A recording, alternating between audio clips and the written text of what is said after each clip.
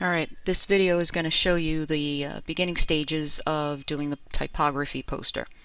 Now a sample of it is right here, where you have the words in front of an image. Okay, so you have the words as one layer, and then you have the image as another layer. Okay, so the first thing we're going to do is we're going to set up an image. You can do one of two ways. You can go to New Blank File. Now the image could either be 8 by 10, 8 inches wide, 10 inches tall, which would be up and down, kind of like the one that we see here, or it could be 10 by 8. Now if we set it up 10 by 8, RGB color, never change, background content's white, it's longer than it is taller. Okay, so that's one way that you can start this off and you can put the text on. Another way, if you are sure of the image that you're using, you can go ahead and crop the image 8 by 10, and then you can go ahead and just work on this and work on the text with a separate layer. So I'll do it this way. Now when you crop it, you want to make sure that your cropping tool is set the size. Now I want this to be 10 inches wide, and I want it to be 8 inches tall. So you can see that the area is set up. I don't really want to get that tag that has the G there, so I'm just going to crop it slightly. I want to get all books. I don't want to get carpet on the top or the mask on the bottom. All books. Okay, so it is 10 by 8. Okay, so now the next thing I'm going to do is look at the quote that I'm going to be using.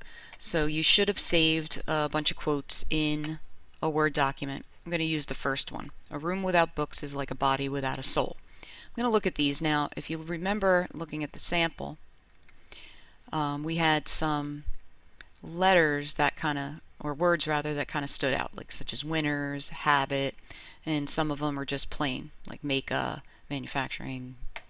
So first thing you're going to do is you're going to look at, in your Word document, you can do it directly on here, or if you have a printout you can just circle them.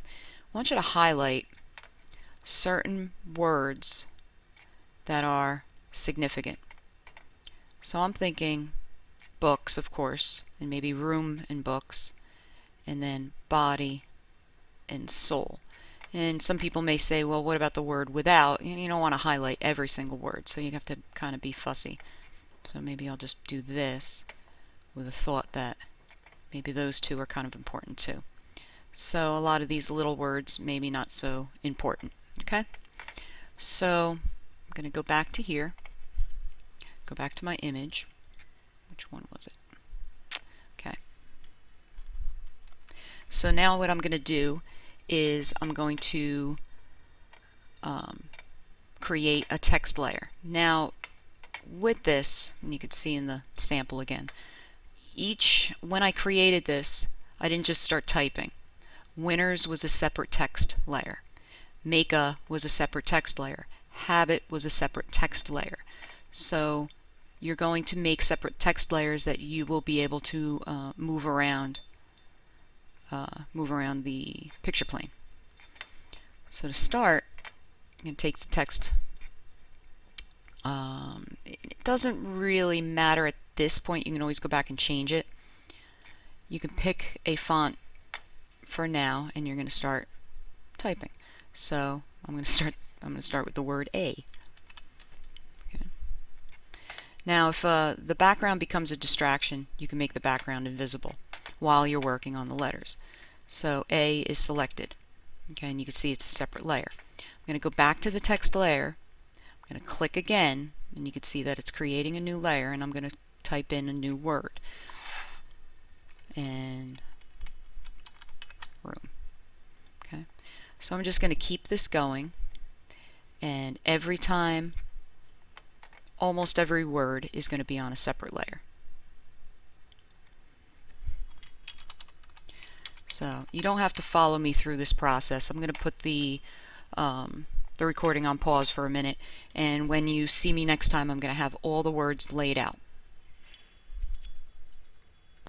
Okay, so I have all the letters laid out. I took into account like room and body having the same font without being the same, and all these little words having the same font as well. What I did do is, because I really wanted this to stay the same size, and I was working with making this bigger and smaller and skinnier and stuff. What I did is I made a copy of this. If you remember from a couple of projects back, if you hold down the Alt key, if you're on the Move tool, if you hold down the Alt key, you can duplicate the layer by dragging it out. And so what I did is I just made a copy and I just dragged it down here and got rid of the other one that I made. So you can certainly do it that way. I did that for room and body. I made it the correct size that I wanted, because I didn't want one to be bigger and one to be smaller. And then I went ahead and just went back to the text tool, because these are still text layers, and I highlighted it and I changed it from the word room to body, just like that. And that's how I made that one down there. So and I just started to move them around, deciding on where things were. I didn't mind is like to be really, really, kind of isolated in here. I could possibly move these a little closer together if I wanted to, just to fill up the space a little bit. But the idea is you want to fill up the composition. Should have no bearing on what the background is going to look like. Now, the next video is going to show you how to, utilize some of the colors and stuff like that, because right now you can't see the words clearly, so I'm going to show you a couple tricks for that.